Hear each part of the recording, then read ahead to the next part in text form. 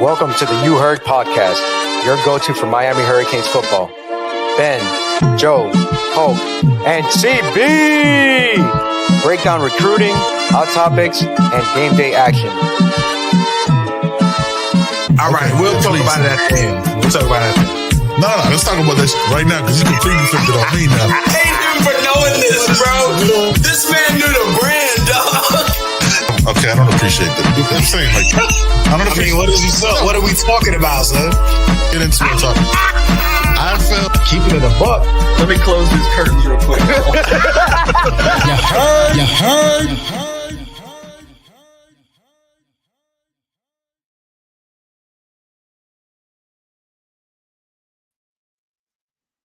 Nah, we not. That's not how we starting this, right? That's not how we starting this, right? Joe's not here. I got snacks. Joe's not here. I got snacks. Joe's not here. Ben is here, and I got snacks. Snacks. Hey, I kind of at the end. I was rapping with you. I was with it. It hits a little bit, don't it? Here. I got snacks. Hold up. Squabble up. Hold up. Don't nobody sue us. Right? These are just jokes. Yeah, hold up. Please. Leave us out of it, dog. Please. These are jokes. No UMG this shit. Hey, you know what I noticed about our intro? I've had like 8 different backgrounds since I started on this show. Yeah. You know what I always notice when I watch this stuff is like just the background in the show has changed so crazy. That, like, it's always been green and orange because it's who we are, what we do here. But it's changed so much. For those of y'all that are maybe new to the show, Ben, run the intro back one more time so they can see the difference. It's fire. Try to pay attention to our different backgrounds and the different background of the background. It's short. Trust me. Y'all going to enjoy it. It's fire. I don't have. And you can see the evolution of the show. Intro. I don't have just the intro. No, that's the whole countdown. I have to cut that out for the next time. I got you. Our countdown. Hold out. No, we can't do that for y'all. We'll post it on Twitter. That's what we'll do for you. Yeah. We'll post it. Yeah, we'll post the intros change, man. Like, you see, like, especially like the internet, the evolution of my internet in that time. Like if y'all been here since the beginning, thank you, yo. Like, I'm so thankful for y'all fighting through the fucking dial-up that I had. Oh yeah, by the way, this show we gonna cuss. We got some stuff we get off our chest. So we got some stuff to get off our chest. Yeah, this is explicit content. I already let y'all know, as I've already cussed. Put your headphones on, parents. Hey, don't play this around the kids, man. Oregon Kane, I know you got a newborn. Don't play this around the newborn. Colorado Kane, I know you got the young girls. Don't do this. You know what I'm saying? This is strictly play it off the website. You know what I'm saying? And put the headphones on because we about to get crazy on this one. But fam, Gary, London G, Gary, if you end this episode, DM me or Ben. We were trying to find you on Twitter, but we couldn't find you. DM us ASAP. Yeah, man. I know we was talking about something. But fam, the fact that like we had subscribers when my internet was basically a methed out hamster, I'm so thankful for y'all, man. Y'all don't understand. The fact that anybody watched it then was bananas, yo. Bananas. Man, my sound was terrible before I got a mic. I was on headphones back then. It sounded terrible. Yeah. I didn't know it at the time. I was like, man, my audio clear. It was not. Yeah, it's a game changer when you get a mic, bro.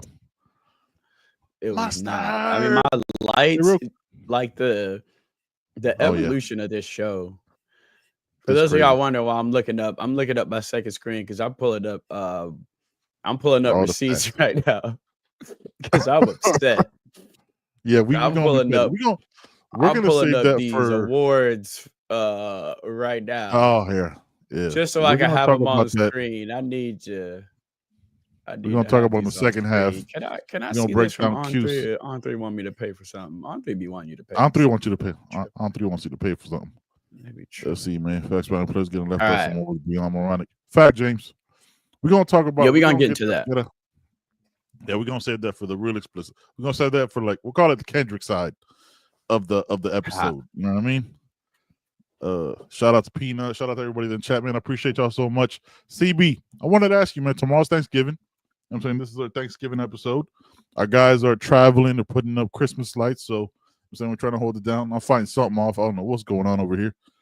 So what is your go-to? What is your go-to Thanksgiving plate? Like what's like? Tell me like on the whole plate, like how you laying it out, fam? All right, so I'm big on ham, right? So ham for me gonna be a lot of this plate. Like I probably got 3, 4, maybe even 5 with the maraschino nice cherries? slices of ham. With the Actually, believe it maraschinos. or not, I don't eat them on Thanksgiving. And Okay, people would all think right. I eat cranberry sauce, and I don't really mess with cranberry sauce either. I don't fuck with But cranberry sauce. so ham off the rip. I like white meat Mhm. turkey, so let me get some of that white meat turkey. Facts. I'm not Mhm. big on gravy, a little bit of gravy, just a little bit, just to give my beak wet. You know what I'm saying? Yeah, Just to exactly. give my beak wet. Just to slosh stuff around. You know what I mean? Like ain't not too crazy. Green bean casserole is one of my Mhm. favorites. Broccoli and cheese casserole on there as well. Mhm. Steph and Steph's mom, they make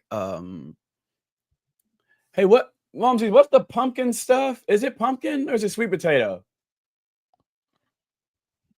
She makes like a sweet potato, but it's like mashed with like marshmallows. It dog, absolute fire. And then stuffing. Oh, And then that's my plate. Like, because like I said, when mhm. I say it's 60% ham, like it's 60% ham. I mess with ham so tough. Like I'm eating ham for the next 3 days, bro. Like Facts. All of I'm big on the Thanksgiving ham.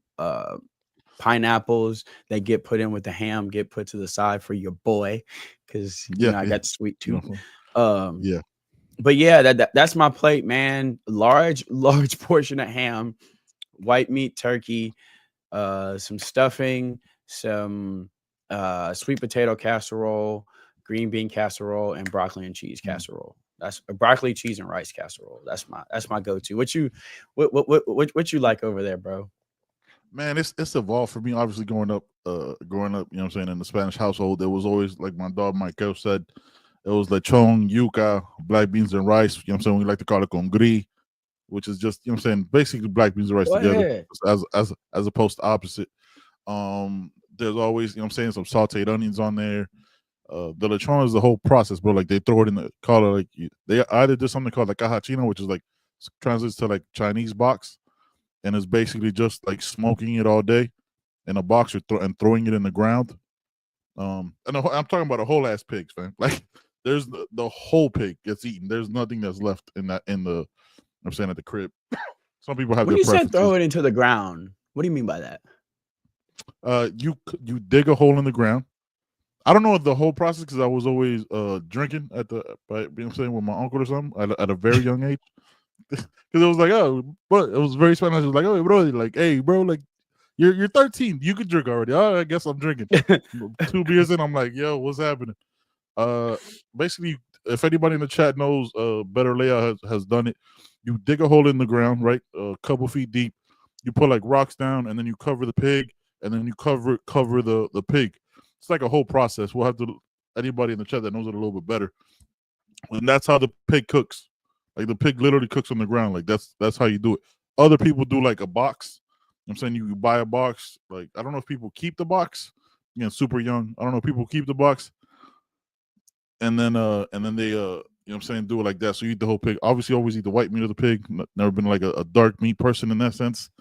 Just I've never even with turkey, yo, like I've just never, which is weird because like I love dark meat chicken. You know what I'm saying? Like I'm it all. If it's meat, I like white meat. yeah, Chicken, always turkey, facts. all of it. Yeah, Yeah. 100%.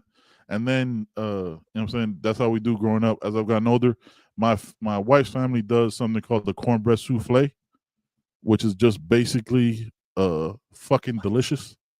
Yeah, it's fantastic, fam. Like I don't know, it's delicious. It's like, oh, I've it's so never good. even heard of that. And Oh man, I'm pretty black. yeah, Like, you are very. I mean, if my there's a scale, black people come from Alabama, bro. Like I'm pretty yeah, black. look it up. Look up the recipe, yo. That shit is fire. That shit is delicious. Green Souffle? bean casserole. Green bean Yeah. casserole. The only time I eat green beans, I'm very iffy about that shit. A little bit of gravy. I'm not a big stuffing guy, yo. I've never been Never been a big stuffing guy. That doesn't really reach my plate. So it's usually just a big hub and a turkey. I've started doing is just buying turkey breast as opposed to like the legs and the thigh. You could just buy the turkey breast and cook it that way. Super easy, yo. I got super into like smoking and shit like that, so it's such a different experience. Oh, you be getting down. Yeah, so what time are you gonna start tomorrow? Early? I'm going to my mom's house. So whatever she's cooking, which is probably gonna be, my mom does an overcooking amount. She'll probably do like some arroz con pollo, you know what I mean? Like, which is basically like this huge pot. Yeah, like I know. A huge pot. The in-laws are Mexican, so trust me. Anytime I get sick, I be telling Steph, Mom, give me some of that arroz con polo when I'm sick. Anytime I'm sick, I tell her, go ahead, make me a pot, man. That polo. That's what I call it. I'd be like, I need that polo. Man, you just touched my soul right there. When it's cold, bro. Oh, man, like that arroz con pollo can last, dog. Like you put it in the freezer after it. You know what I'm saying? You could cook it up forever. But yeah, man, let us know in the chat, man. What y'all go to plate for Thanksgiving, man? Also, man, what y'all thankful for? Let us know, man. Listen, off this pod stuff, man, we're thankful for y'all, honestly. You know what I'm saying? It's been a blessing for everybody rocking with us, especially this past weekend, getting to see my brother. I'm saying right here, getting to spend basically the weekend with him and having a great old time. It's been fantastic. Appreciate y'all so much for rocking with us. But yeah, man, thank you. Really appreciate y'all, man. We don't take this shit for granted at all. Let's see, Nassau says collard greens. Collard greens. Ooh, green macaroni and cheese. See, I miss when I was a kid. My mom, my biological mom, she still lives in New York. She's a soul food, cooker. So I miss good collard greens. I haven't had good collard greens in a long time. Whew, that bro, good food bring back memory. Like it makes you think about. You know what I mean? When you said a roast con pollo, I was like, oh, like it took me off the show for a second. I was like, oh, yeah, that warm bowl. I'm not a big fan. I'm not a big fan of soup. My wife always gets on me, but there's something in Spanish culture called sancocho, which is basically like you throw like a turkey breast with the bone. You know what I'm saying? You throw it in like in this big pot chicken broth, and it's the same pot you cook arroz con pollo in, right? And it's got yuca in it.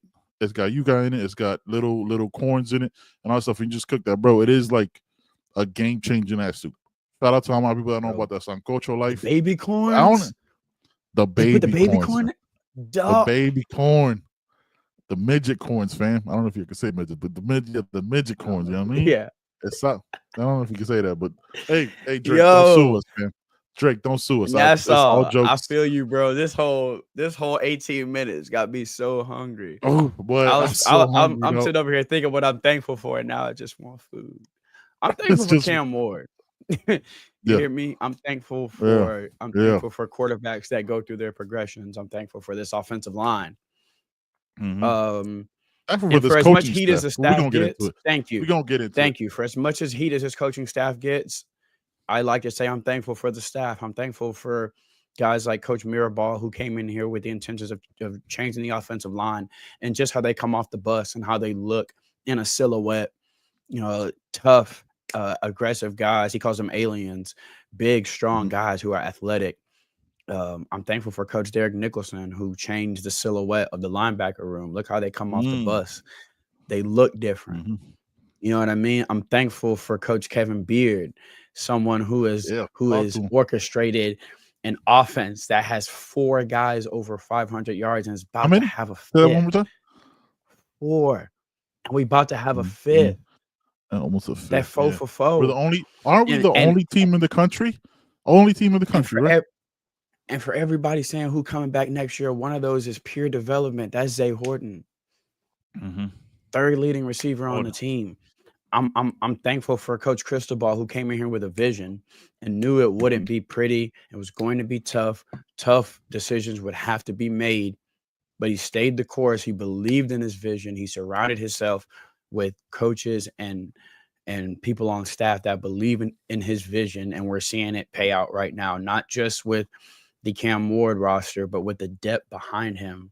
When you see guys like Jordan Lau, when you see guys like Markeith being able to come off the bench and give good support, when you see Justin Scott and Ahmad Moten And Ahmad Moten, Ahmad Moten, bro. When you see the development of West Bassant, when you see Popo getting in there early, Cameron Pruitt, like I'm very thankful for this staff and for believing in a vision and sticking with it, even when it didn't look like it was paying off as fast as we wanted it to.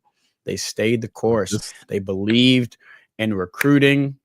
This might be the new. This might be the new. It's hilarious. This might be the new one. This might be the new one.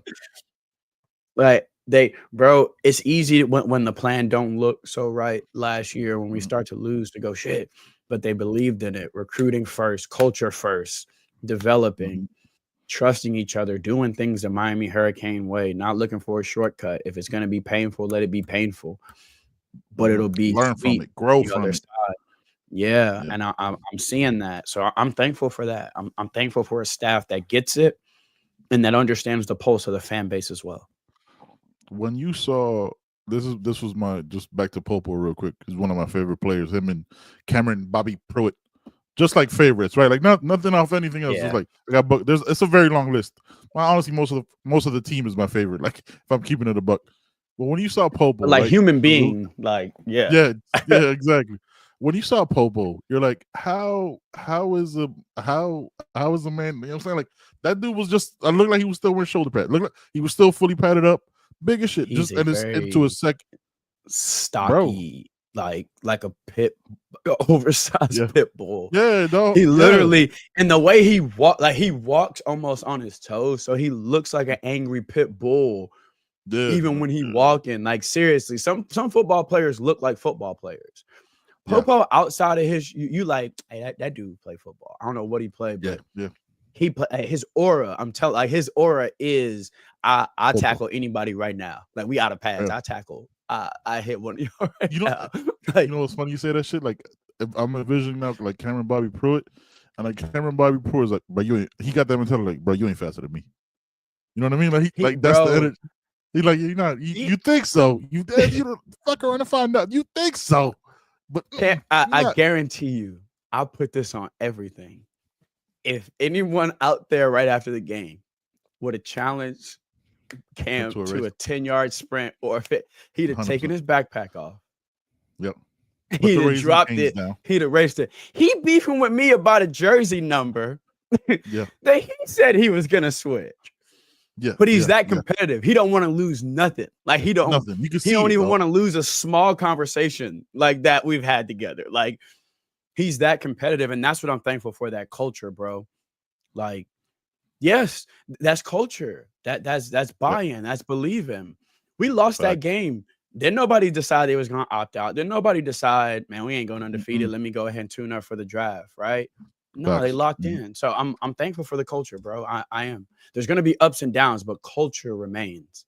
So whether it's 10-win season, there's going to be a dip somewhere, whether it's next year, the year after that, something going to happen. We're going to win 8, but the culture will keep us sustained. It'll get us right back to 10. Fam, if it goes to 10 next year with next year's schedule, we are all great. Cali Kane, shout out to my guy Cali Kane, man. We chop it up here in the DMs. We're all grateful for the You Heard podcast and the content you guys put out there for all of us. Hey, man, appreciate it. I'm saying we just try to do something a little different. It gets us. It doesn't get us in trouble, but we just try to keep it. We just try to keep it as honest as possible without ever being disrespectful. Because it's never be on that line.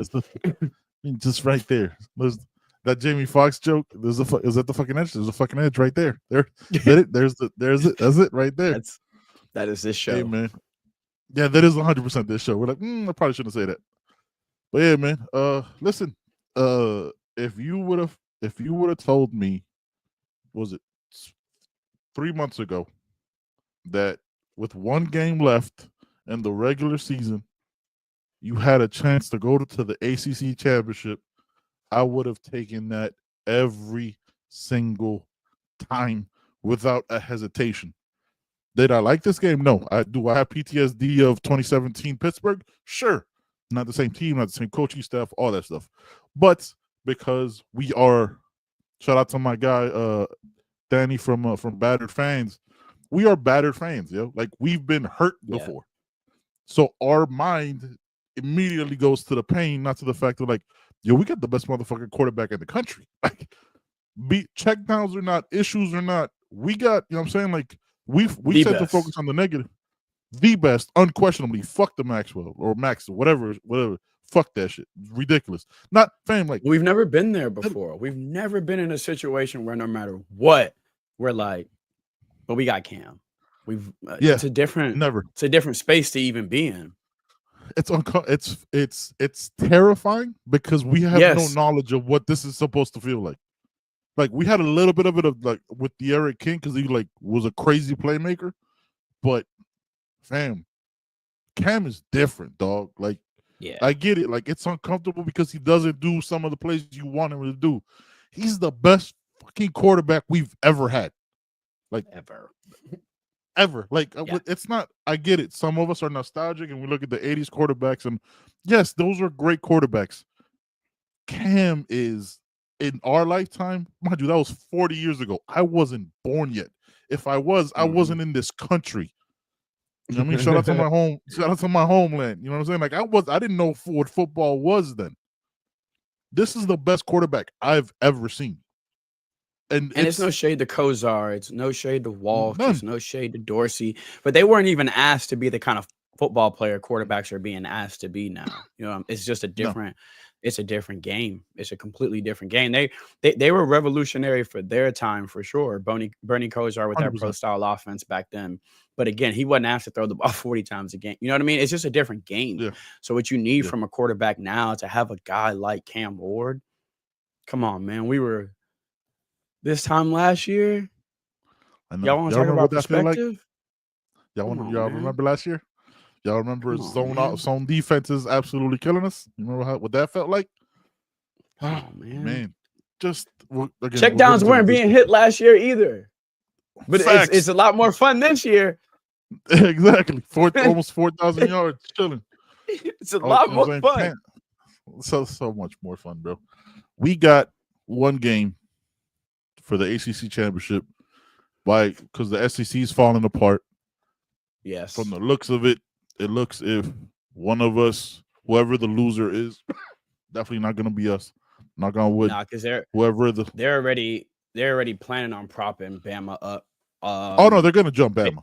Yeah. They're planning on basically using whoever loses this championship game as an excuse to put Bama and that team out.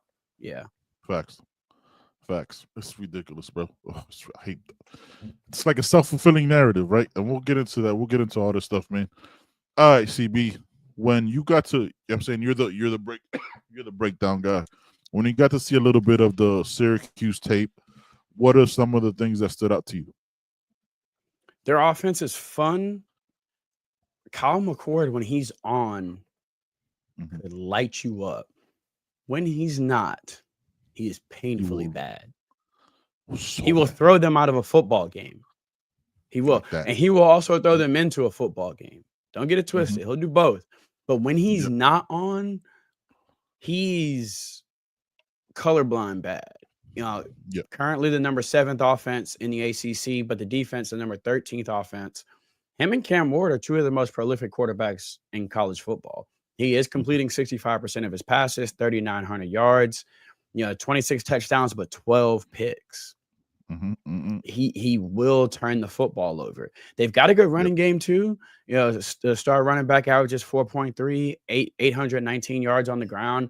Their receivers, nice. Like they spread the ball around too. 65 for 810, 66 for 801, 73 for 743, 55 for 423, 26 for 412. That's their running back, by the way. That's their running back. Their running back is 50 is the 55 for 423. So the offense is explosive. This ain't your Syracuse team of a few years ago. They've got energy. Like the energy on that sideline is different. The aura on the team is different. They've got youth in the coaching ranks, and they're building something exciting up there. So this ain't your regular stomp Syracuse, 6 touchdowns on the ground, call it a day. Back in the day when they had the turf, we was doing them dirty on the turf. This is a little bit of different Syracuse. It's an offense that I think our corners need to pack a lunch. I think our safeties need to pack a lunch because Kyle McCord does push the ball down the field. The name of the game to me is going to be getting pressure on Kyle McCord. He's not the same quarterback when he's under duress, when you get him off the spot. Yeah, give him a couple hits. He'll start seeing ghosts. Now he got legs. He ain't slow, but he's not a threat like that on the ground. And I think if you right, like could get you that 3rd and 4 if you lose containment. But I think if we get after him, we can force some early throws, some errant throws, have him start seeing ghosts, and I think we'll start seeing some hospital balls and eyes closed prayer balls thrown from him. But if you give him time back there, Kyle McCord can go to work and he can pick you apart with that offense. They've got no shortage of weapons. To be honest, for me, it's going to be real important who's playing that slot. We know Daryl Porter is solid on the outside. We know OJ solid on the outside. But I just listed 5-6 guys, and their leading receivers are tight end. Yep. So it'll be interesting to see how we match up with that guy. What do we do? Do we bring a safety down on him? Because they're going to move him around, probably try to get him on some of our slower linebackers. Yeah, he plays everywhere. He plays everywhere. They move him around everywhere. Alignment's going to be huge. Discipline's going to be huge. Keeping everything in front of you is going to be huge this week. They're going to be able to create some weird ass mismatches. That tight end and that running back can give you hell in the passing game before we even talk about the 66 and 73 catch receivers on the outside. Yep. Before we even get to them, if you lock them down, they can murder you with the checkdowns. So you're going to have to stay disciplined. Assignment football is going to be huge this week, bro. I like that we started to see some of the speedier linebackers like Pruitt and Washington get mixed in a little bit. 3 safeties on the field was fun last week. I like to see some more of that. I really like Pruitt in the slot, bro. Just to, not a lot, right? Like obviously because he's still growing into, because he's such a man. I've been a fan of Bobby Pruitt, bro, like forever. Like I feel like he could do everything we need. He could drop back. You know what I'm saying? He could play like that James role, like that extra safety in the box if you need. There's nothing you really can't do because he's so versatile and he's so fast. I would like him just to kind of throw things off. Like, oh shit, hold on. They putting they putting 2012. Exactly. Who's this? You know what I'm saying? Like just that, like make him think. And their O-line isn't really that good. They give up, was it like 2.2 sacks per game? You know what I'm saying? It's not very high up there. It's a possibility of like the chances of this D-line starting to eat. And Molten Man is coming into his own, bro. Like, listen, 99 is my 99 is my number, dog. Like any double digits, I'm usually rocking with. I don't know why that is, but it's just the way it works. Damn, like it's for this opportunity, man. And I was listening to Through the Smoke, and they said something that I hadn't clicked in because been so locked in on Syracuse. It's like the last time they played a game with real pressure, was the Florida game, right? Like these other games, there was pressure in the games, right? Like because you were down and all these different things, but like the lead up, there was no self-created pressure. Yeah, it's different. Exactly. When you created the pressure in these other games, but yeah, they had to go into Florida with a little bit of heat on their shoulders. Like, damn, we got and they dog walked them. So it was like if that, like we've seen that. Just give me a replay of that, and we'll get into prediction at the end of the show. Just give me a replay of like, fam, just being locked the fuck in. They can't hang. You know what I mean? Like just like if we play 45 minutes of football, I know it sounds crazy. If we play 45 minutes of football, it's ugly. If we play 60, I might shed tears. You know what I mean? Like because like it finally clicked. Because like everything we've been, oh shit, why is this? Everything clicks is like, yo, this is 11-1 is right there. If we would have told 11-1, still off my prediction from 12-0 and Joe's prediction of 12-0, it's right there. Like there's nothing Syracuse was stopping you from your goals, man. Like run through them. And literally, I mean that literally. Damian Martinez, literally. Mark Fletcher. Give me AJ Allen for a couple carries. I don't care. Give him 3. Give them 3 to 5. I want their defense 35. No bueno. Very. And that's the thing. We can do something to them that teams like to do against us, right? Keep that offense off the field. Mm-hmm. I'm gonna say Colin McCord ass on the sideline. Get comfortable, dog. You hang out over there, man. Get comfortable, dog. Chill out. 5 yards a carry and keep doing it. I love the quick, short passing game from this past week. The play action game. Keep that offense on the sideline. Keep our defense fresh. So when we start rotating, everyone's fresh. Those big guys aren't tired in the fourth quarter. When it is time to pin your ears back, I don't want those guys tired. So run Rodriguez is the back. football. Ryan Rodriguez is back, so we 8 deep at the O-line now. That's crazy. Yeah, they're literally not a very good defense. Like if you're in most categories in the ACC, they are either middle to bottom. Like they don't turn the ball over on from a defensive side. They're 10th in picks. Yeah, they don't sack the quarterback that much. They're 10th in sacks. Nope. You know, in the ACC, and this is just the ACC. This is not in the country. You know, we'll break them down here in a second. It's crazy. I will say though, a little bit. They're 8th giving up sacks. We're 7th, but a lot of those sometimes are Cam.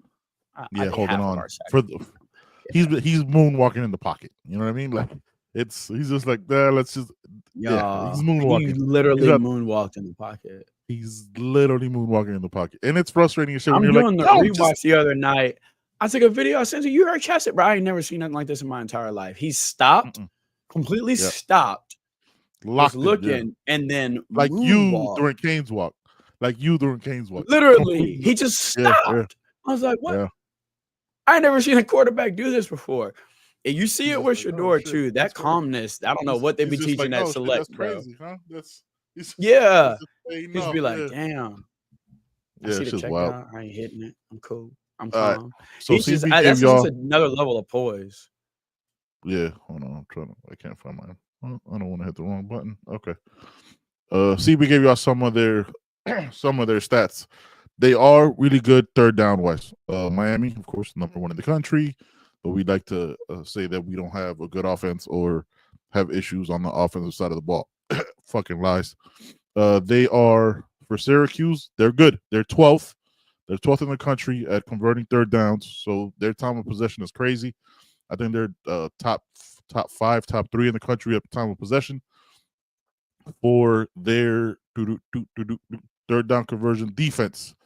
Not as solid. They are 43rd in the country. They will give it up 35% of the time. Where is this one? This one is 4th. They go for 4th a lot, fam. They go for 4th a lot. They're 17th at almost 70% conversion rate. Damn. On 4th, 69% for them conversion for 4th downs. I'm definitely find something off here. Passing yards allowed, secondaries 45th in the country at 203 yards per game. Cam's gonna challenge that. They got a good young corner. They got a good young corner that's coming into his own. Made a hell of a play. Shout out to Roman Kane from OBB. Broke it down on a couple of their games. He's good, gets his head around, solid guy. Can't remember his name right now. My apologies. All right, this next one is rushing defense. This is where they struggle. They are this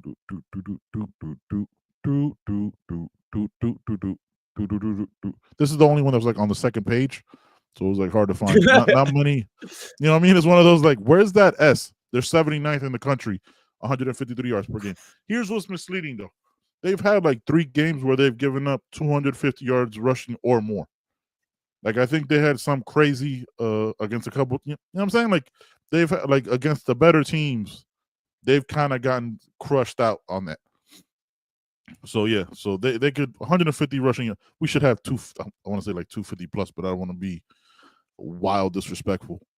Seeing as there's a lot of pressure on this game. They're 81st in the country in sacks allowed. Like I said, 2.19. What was it? 2.19 per game. So that's quite a bit of sacks. Again, if you're in the 80s and anything, it's not solid. As you know, some of our challenges. They're 89th in the country in scoring defense, giving up almost 28 points per game. That's kind of what we average by half. You know what I mean? So last couple stats here. Scoring offense. This is where they're solid. I couldn't believe they were up so high. Scoring offense. My apologies. My vision is going to shit. They can put it in the end zone, dude. They could put it in the end zone. They're 41st in the country at almost 32 points per game. So they're one possession wins. If they're giving up 28, they're scoring 31. So it's a likelihood it's going to be close. We'll get into that at the end with all our predictions. The guys in the group chat dropped it. And total defense, they are 58th in the country, giving up 360 yards per game. I think Cam goes for 359 himself in this game. I was going to say that's actually solid, yeah, because Cam will probably throw for 3 himself. Yeah, exactly. And total offense, like I said, they're one of the top teams in the country. 13th. They 454 yards per game. So again, it's just about 100-yard difference, about a 4-point difference in scoring and total defense, scoring and offense. So they're a solid team, man. I'm not gonna put nothing past them. CB, before you know what, let's go right now with the predictions. How you feeling about Saturday's game before we get into after the Canes ride? We gonna talk. Yeah, we're gonna talk about it. That other stuff. I feel like if we run the football, keep that offense on the sideline a little bit, and just limit our mistakes. I think penalties are going to be important. Getting off the field on third down on defense, and I think I'm not really worried about our offense against their defense. I just want our defense to get off the field on third down and limit penalties. I got it 42-27, 42-30, that range. I'm gonna say 42-30. Okay. Because there is a talented offense. I think will bend but don't break a few times. So I think they'll kick a few field goals, 3 or 4, because I think our defense may give up a play here or there, but I think they'll tighten up when it matters most, get a couple sacks when they're maybe inside the 20 to knock them into field goal range. So I think we'll get it done. I do think we'll come out a bit more hot than we have in previous weeks, not excluding Wake Forest, because we came out on the ball against Wake. But I think we'll see that again. I think we'll see more tempo like we saw against Wake, but not too much tempo because, like I said, you want to keep that high-powered offense on the sideline. So tempo's fun until it's 3 and out, and it's a quick 3 and out. You don't want that for your defense. I say run the football, short to intermediate passes. Punish them. Short to intermediate passes. Take your shots when they're there, but I love the short passing game we had last week. And on defense, tackle and limit mistakes. And I think we take care of this one, 42-30. I think I'm always more hyped when I watch good defense, right? Like, Cam spoiled the shit out of me. I'm like, he's going to figure it out how to score 35. You know what I mean? Like, it's going to be like it's just going to be one of those things where, like, we might have a couple empty possessions because he, didn't see one guy, like, as things kind of go. But I think this defense feeds off early plays, and they're like Polk said it, and famously they said it on Ted Lasso, be a goldfish. You're going to give up some plays. This is a good offense, right? Don't get frustrated. Like, people who watch the show, can we stop tweeting emotionally? Can you give yourself a couple minutes? Also, hey, start a group chat. You could say the same shit in there because the energy isn't the same when positive things happen. Just a little bit, a little bit of therapy and things to be thankful for. Just don't tweet so emotional, saying, this team is trash. Look, I said a lot of wild shit in the group chat this past Saturday, and John from Canes had heard a bunch of more wild shit because it was just right there uncensored. But so our guys, Joey, shout out to Joey with the family. He calls it 38-17, and he called it 42-27, and Polk called it 48-38. So the spread, I think, is still 10.5. Y'all let me know in the chat, see if you could look that up. I have it. I've been kind of wild and reckless with, like, how many points we're going to score in previous things. I think it's going to be 38-20. I think they're going to hold us to 20 points. I think they're going to give up. I think Kyle McCord has a couple picks in him that changes the game and makes the difference. I think Andy adds a couple. I want to say 41-20, but I don't know if I want to give it like a 21 point. Yeah, I don't think I want to give it that much. They got Cuse as a 10.5 underdog. FanDuel. Yeah. Damn. And it stayed there. The whole time. So yeah, man. We got them winning. We got them going 11-1 and getting ready to face SMU next week. So, you know what I'm saying, hopefully they prove us right. Man, it's all in front of us. It's so crazy. It's you could tell a lot of people feel very uncomfortable by it because they're like everything. I think it's gonna be an uncomfortable weekend. Oh, I'm comfortable as shit right now. Like I'm keeping it above between that and just watching all the Kendrick reactions and the lawsuit stuff. I've just been locked into YouTube, bro. Like I go from watching like the condensed Syracuse game. I've seen everything Miami. A condensed Syracuse game to like whacked out Mural's reaction, GNX reaction. You know what I'm saying? I'm gonna do heard the album. I'm gonna condense it up tonight. It's gonna be bad. Yeah, it's gonna be bad. I'm gonna get tweets all night. I already know what's gonna happen when CB. I'm gonna get 2:45 in the morning. We gotta cover LaQuinn Allen. Why? Yo, this is a problem. When I start watching condensed games at night, I blow up the You Heard chat at like 1 in the morning. It just be random facts like, hey, number 11's good on a slant. Like never connected. Yeah, at the stream of consciousness. It's just the wildest shit. The shit doesn't make just be like, sense. damn, their safety. Like it just doesn't. And then randomly, it's like FSU's not good, bro. Like they're the worst at football. Oh, like man, one night I was giving like detailed analysis, and then randomly I was like, bro, Florida State is not a good football team. And I just kept analysis after that. Real quick, Man at the Garden, I hadn't realized is basically an homage to One Mic from Nas, and I can't unhear that now. Yeah, it's basically the same. Yeah, it's basically the same beat and rhythm to it. Like he even gets a lot of the crazy. All right, let's get into this Caneswear ad. We see a couple comments, and you know what I'm saying, chop it up about the messiness that happened this past week. Welcome to Caneswear. New store, new items, same great experience. Family owned and operated since 2010, Caneswear has the latest merchandise from the Miami Hurricanes, Miami Dolphins, Florida Panthers, Inter Miami CF, and more. Come visit us at our store in Davie on University Drive, just south of 595, or online at caneswear.com. Caneswear, the spot Miami fans shop. Apologies, guys. You guys think I have Miami scoring 20 points? No, I have Miami winning 38-20. I want to say 41, but I don't want to be disrespectful. Well, I do want to be disrespectful. That's what I'm going to be in the continuation of this show. But I don't want to I just don't want to say 41. I want to say 38-20. Look at that shit. The CB wore this everywhere. I think you slept in this. I don't think this is the first time it's been on a hanger otherwise, right? That shit is cold, dog. Shout out to Caneswear. If y'all don't know, it's two jackets. You're not wearing it on the show. It is so cold out. So you can reverse it. It's white on the other side. Then you get the canes on the front. That shit is tough, dog. Then you flip it right back. You got the black side.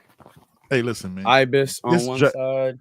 The CB, if y'all didn't hear the last episode, which come on now, it's everywhere you get your podcast. Make sure to smash that like button, subscribe. Remember, everywhere you get your podcast, you know what I'm saying, hit the website up. All the links are there. That cup also was purchased by CB.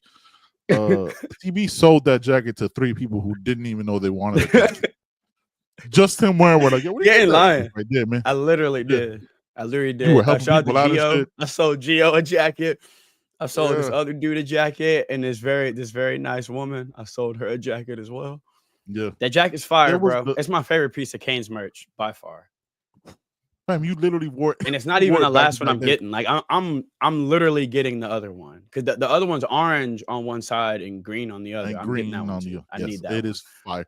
What was it? Brett goes, hey, if you buy it, you got 4 jackets. And it was Brett. Even Brett, you were right, Brett. You were. I don't have to buy another jacket. I could just buy these 2 and have 4 jackets. He's like, what What do you mean you're exchanging? You know you can buy both. I was like, Yeah. yes, And you were yes, I about to. I was can. like, You're right. yeah, I, you're right. I I was can. like, This is, I thought about that it. is I such a thought I dangerous did. place. I'm getting that jacket. It's so live. But yeah, Caneswear, man.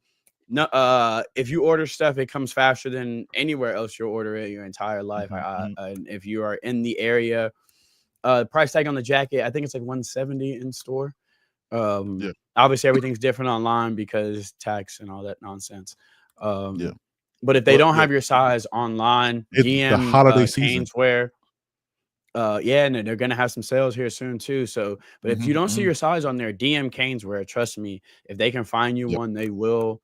They got some of the best customer service you will find. I say that from experience. Phenomenal Literally, the owner Phenomenal. of the store is on the floor helping every single person that's in that store, and he's answering your questions even before you have them. People are looking for shirts, and he can see that you're looking for a size that's only in the back. So he comes up to you and says, "Hey, if you're still interested in that one you put down, I do have smaller sizes in the back." So it's that kind of personal care and customer service. Shout out to Caneswear, man. Black Friday deals are probably crazy at Caneswear. Go get you a jacket. Woo! Yeah, buddy, that shit fire. I was like, nah, I can't buy it. I was like, nah, I can't. I was like, yeah, should I had the back and forth. Yo, no lie, I almost got the you know what I'm saying, the joggers with the sweatsuit. Oh, that shit was that tough. sweatsuit was crazy. It had texture going down the side of it. Like, this ain't even a part of the ad, y'all. This is just stuff and Ben. This is just us talking. Out about. I had it in my. I was like, should I buy it? It was one of those like, it was like, if I buy this, like, it's only gonna be cold like a day and a half more. Would I wear this otherwise? But then I was like, I could just wear this on the show. But I was like, nobody would see my pants. I'm not standing up doing the show. That's weird. You know what I mean? would stand up whole show. The whole show. Just they got the Miami Nice helmet. They got the Miami Nice replica helmet.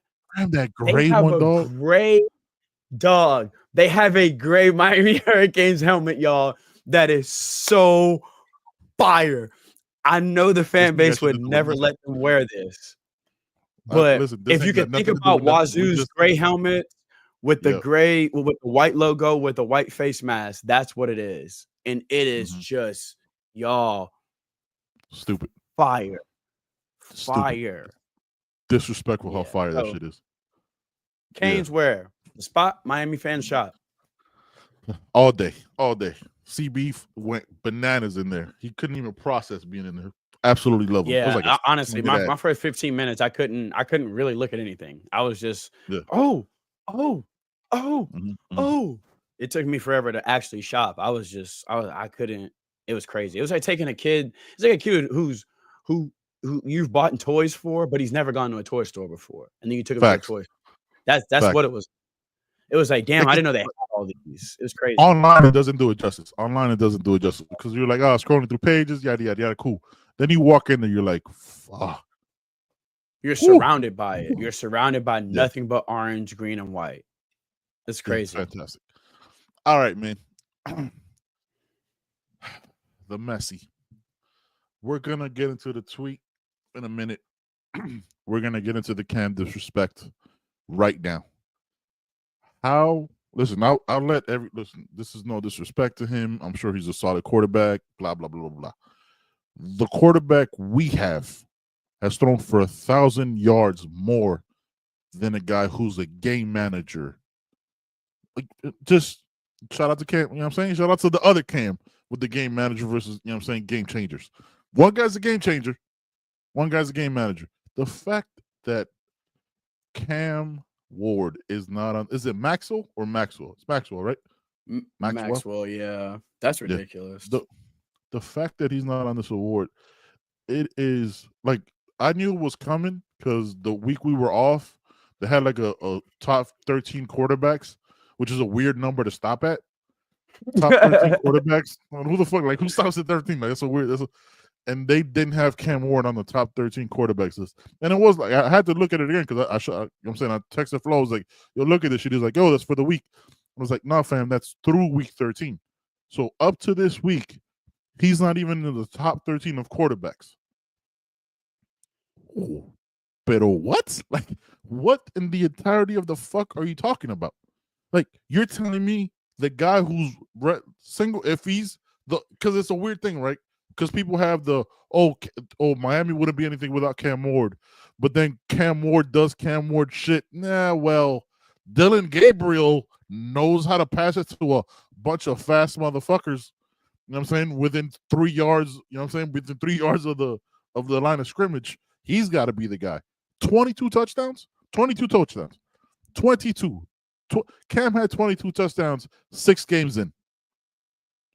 Cam could have stopped playing 6 games ago, and he would have had the amount of touchdowns Dylan Gabriel has now. It is wild, dog.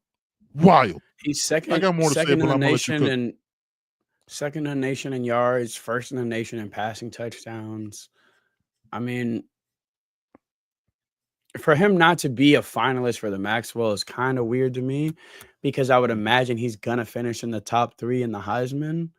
And the Maxwell traditionally for us traditional college football fans, you know, the Maxwell goes to the first loser of the Heisman. That's usually how it works. Like, they're like, we know you ain't win the Heisman, but your consolation prize is you. It's not always like that, but for the most part, that's kind of how it usually falls. So it's like, sometimes damn, you he finna win him. a Maxwell.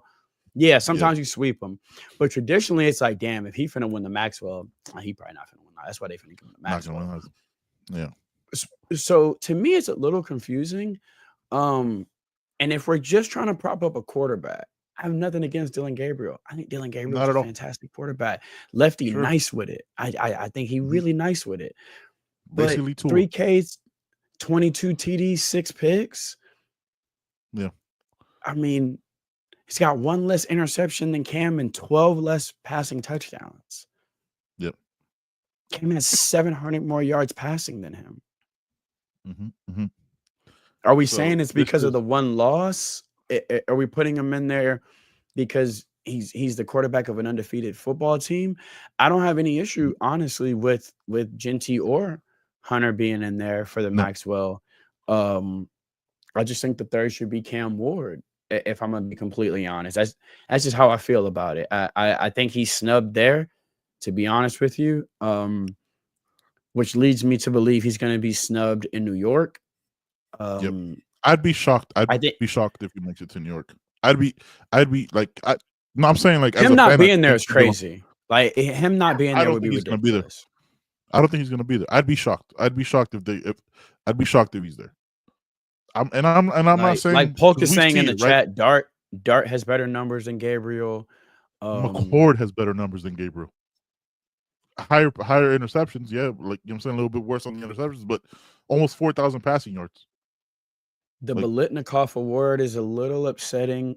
The X. Because of X. I really would have liked to see X.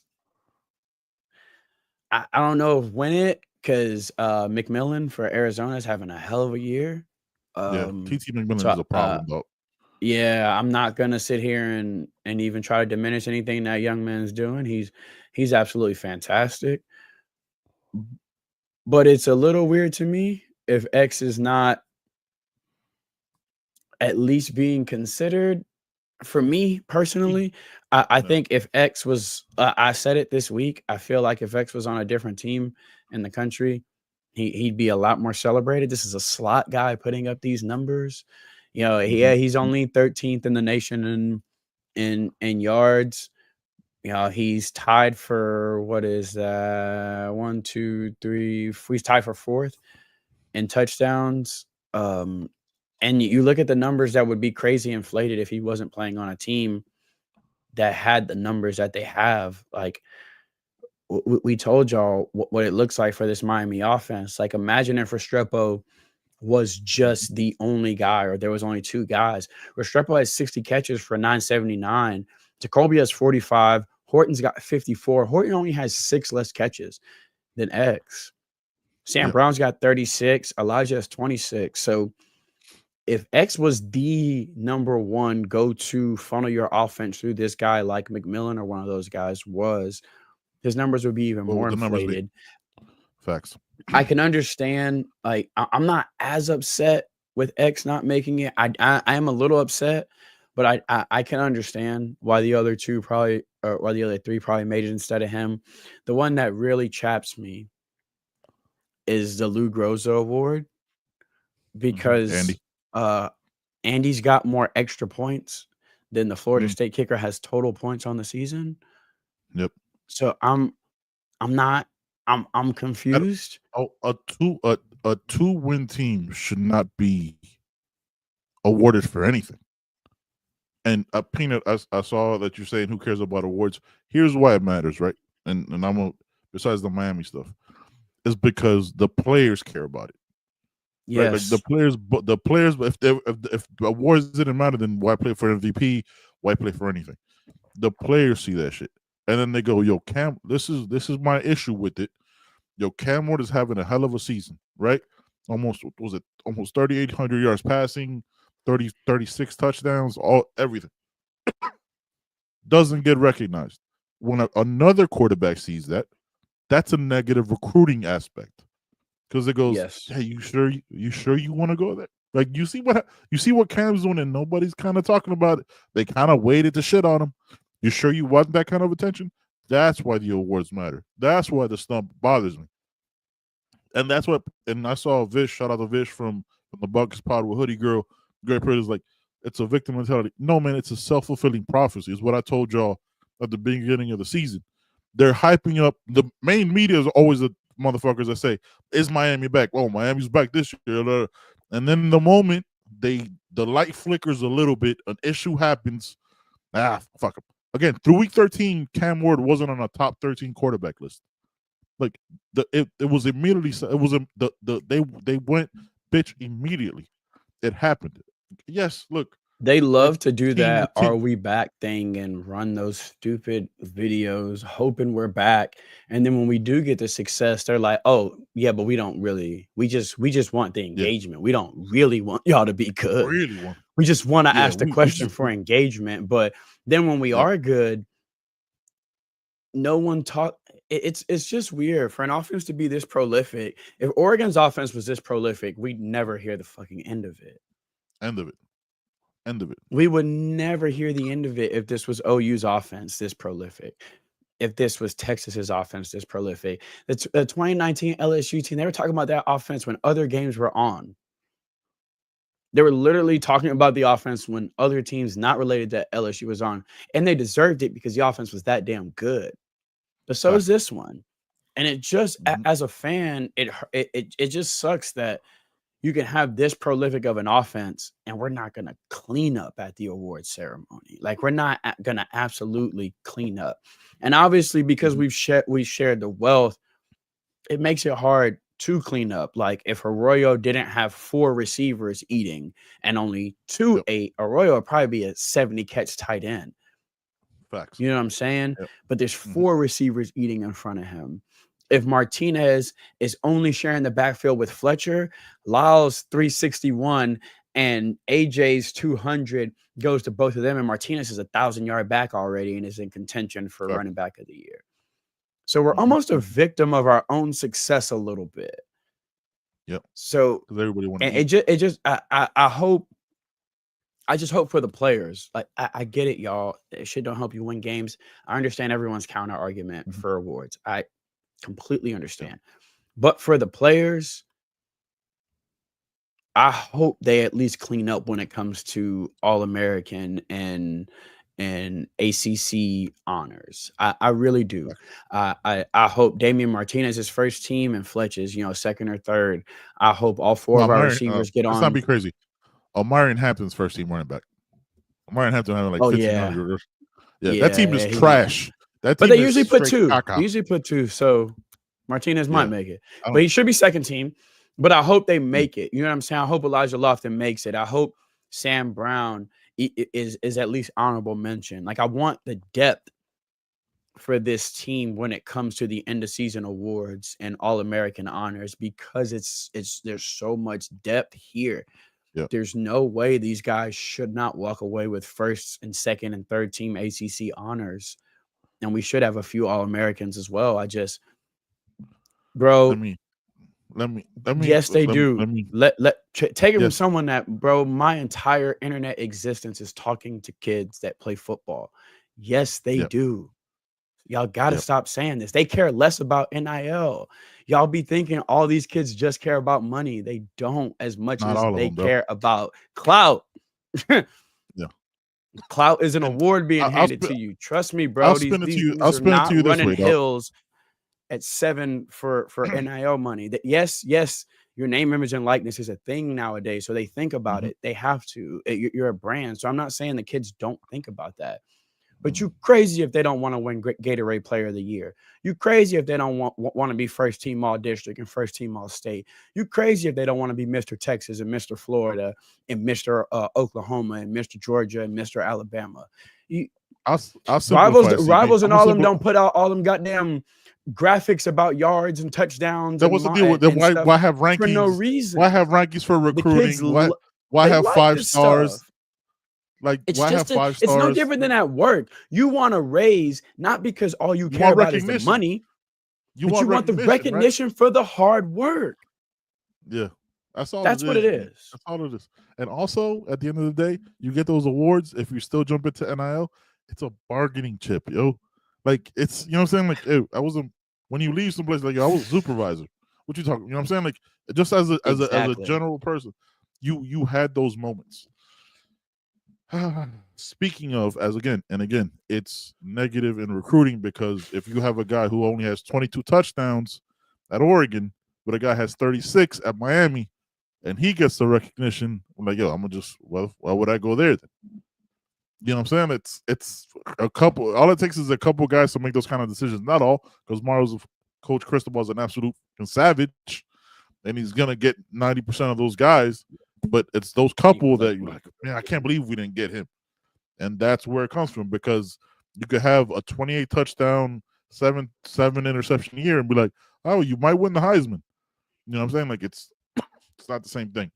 Again, with the Messi,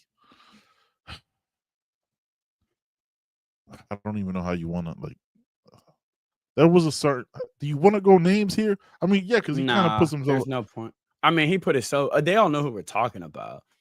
Yeah. They all know who we're talking about. Here's how we're talking about. You know what I'm saying? We're talking about Luke. I'm gonna say it. I don't give a fuck. I don't hide from this shit. We can have a conversation. Here's what was my issue. Right? Everybody know. Yeah, you went. I was like, yo, I got time today. Here was my issue with it. Here was my biggest issue with it. Was the fact that it makes the young man look bad, because you're acting as a mouthpiece for him. When, if he has frustrations, fam, you're in your fit. I get you. He was your player.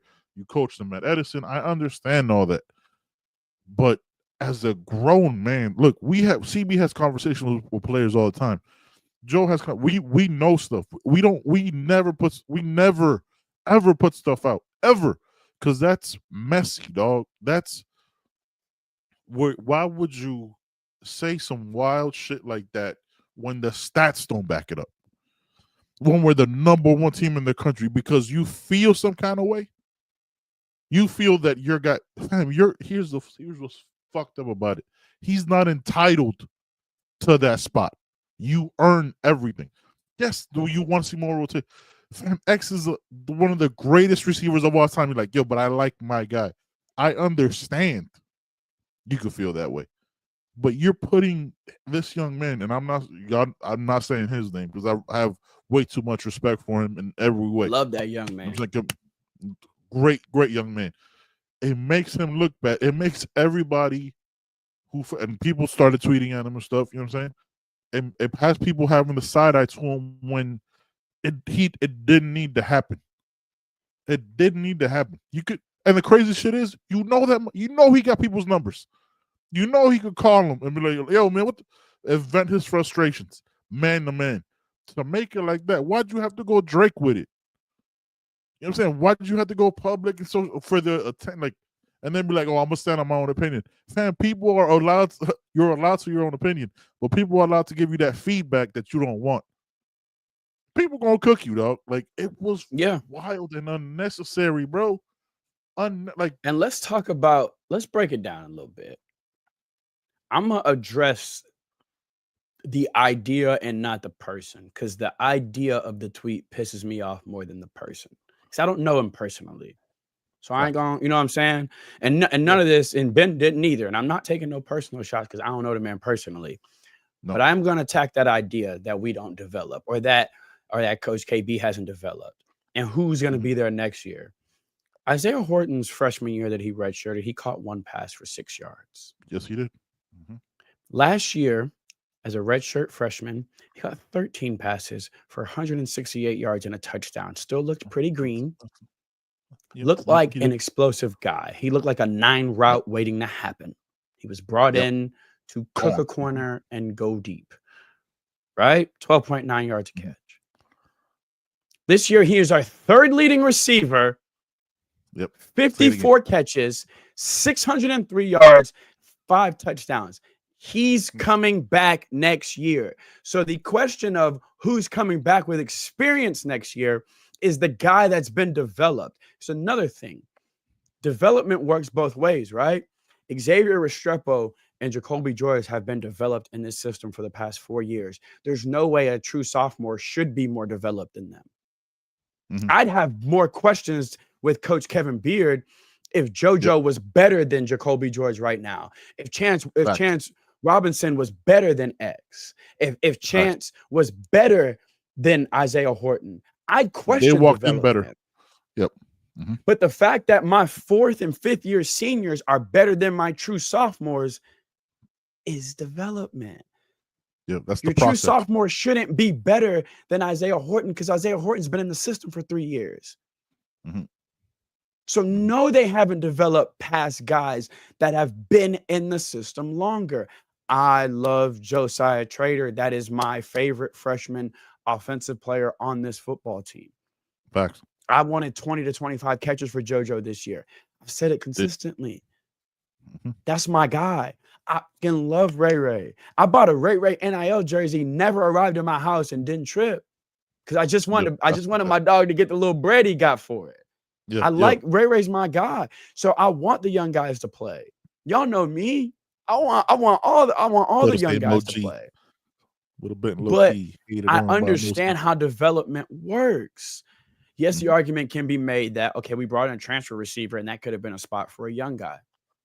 I'll hear that argument. That's an argument. But the argument was that he was the worst receiving coach in the history of the program. And that kind of slander cannot be allowed to be said because you're emotionally upset. Talk about players you want to play all day long, and I'll have that conversation with you.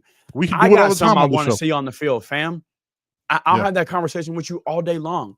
But when you preface that by saying the man is the worst, that can't slide.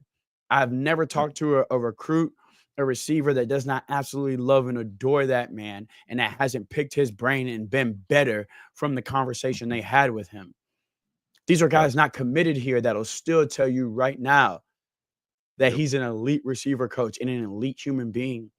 From Carl Jenkins Jr. to Vernell Brown to Wade and Charles to Chance Robinson to Dalen Upshaw to Josiah Trader to name them.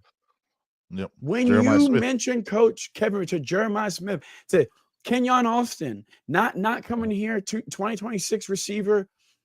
Just in our conversation, he wanted to bring up Kevin Beard just to talk about how much Coach Kevin Beard helped him, told him, get up, let me see your stance. Let me see how you release.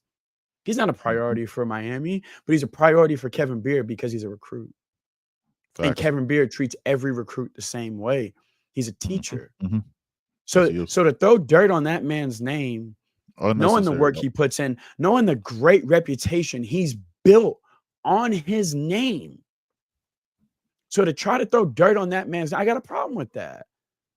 Outside of just ball, that's a good man that has done nothing but busted his butt since he put that U on.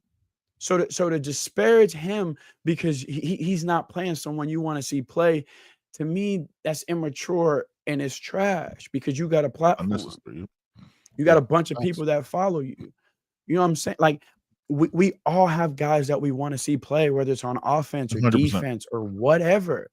And we can have that conversation. There's nothing wrong with saying Why isn't Riley Williams getting a couple more targets? I think he should get involved in the offense.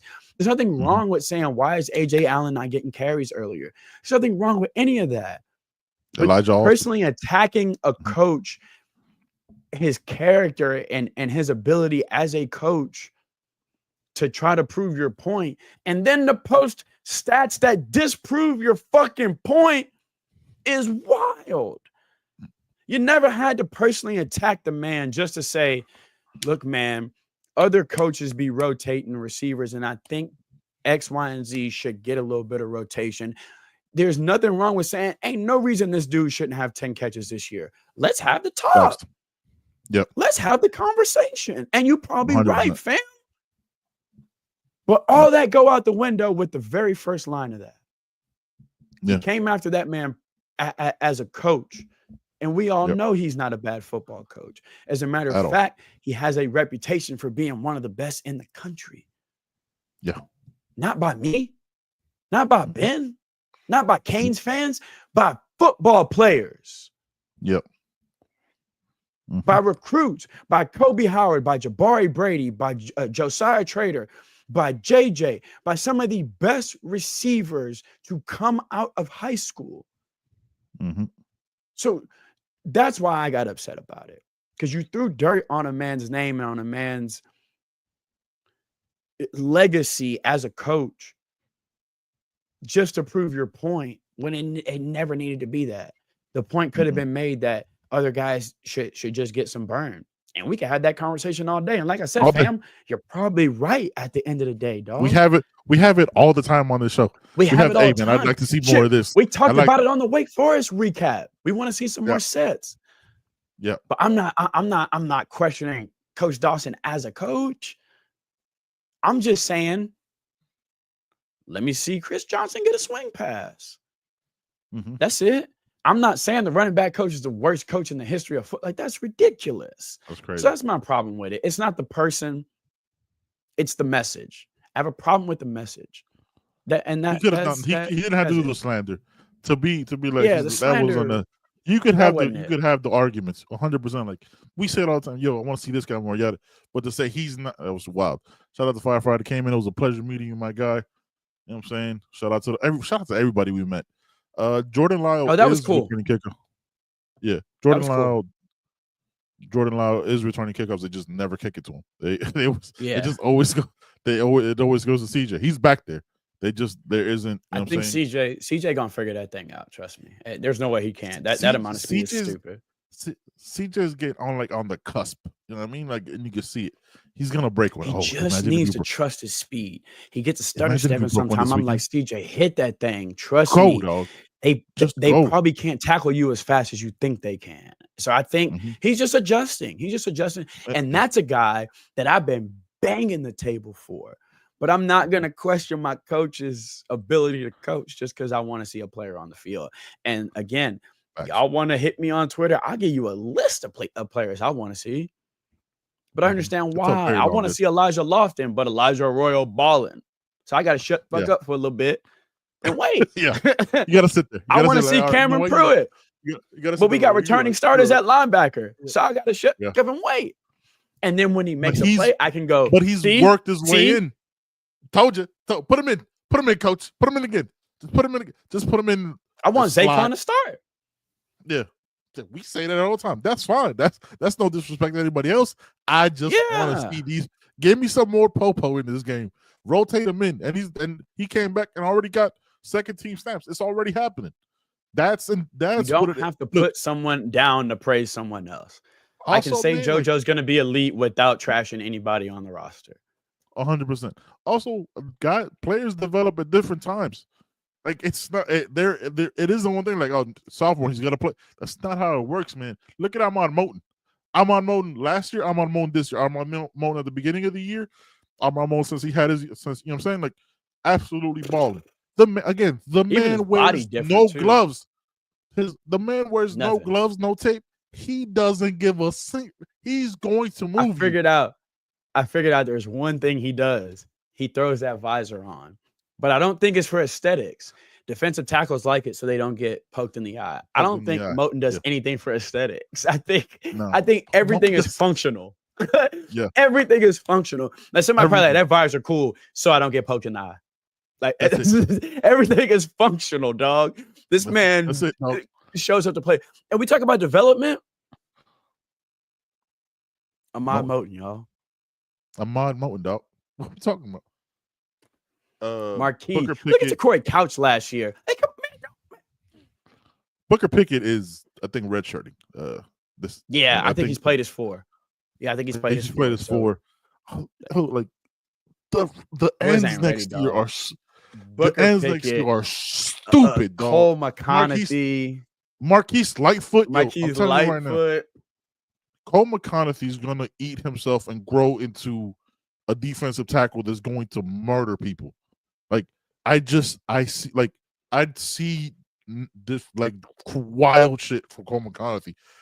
I think, and I loved the fact that it like follows Bane around like a little brother. Yeah, I love that shit. I think Cole isn't even done growing into like what he's going to become, and it's stupid. And there's no Anthony Chickalo situation with this. They know what they're gonna do with him. Yeah, they know what they're doing with him. Justin motherfucking Scott. Let me tell you who you can't forget about. Artavius Jones. Oh my God, Artavius Jones, fam. That's baby Simeon Barrow. Juggernaut, dog. That's baby Simeon Barrow right there. The juggernaut is just learning. Because remember, he's so new to this. So this whole year, he's soaking up knowledge from guys like Clark, and Barrow, and Mezzi, and Justin Scott playing. Justin Scott plays a lot, and he plays very well already. That third D, he's basically that third D tackle. He rotates in with I think like behind Moton. He gets snaps, dog. Yeah, he gets a lot of snaps. Blunt's been playing a lot as well too. He's grown, dog. Like I saw him in spring. We forget how young he is. We forget he skipped a year. Yeah, he might have just still growing. 18. Yeah, it's crazy. He's still growing. All right. We could be here for another. Yo, you want to talk about a tall mofo? That's a beanstalk. That boy walked past me, and I know Elijah, and I was so like, I forgot to say something to him. I was like, and I told Steph, I said, "Damn, that was the homie Elijah." I didn't say nothing because he's tall. He's tall. He's like that. All right, man. We could be here all night talking about this. Ladies and gentlemen, we have one game left. I got an interview too.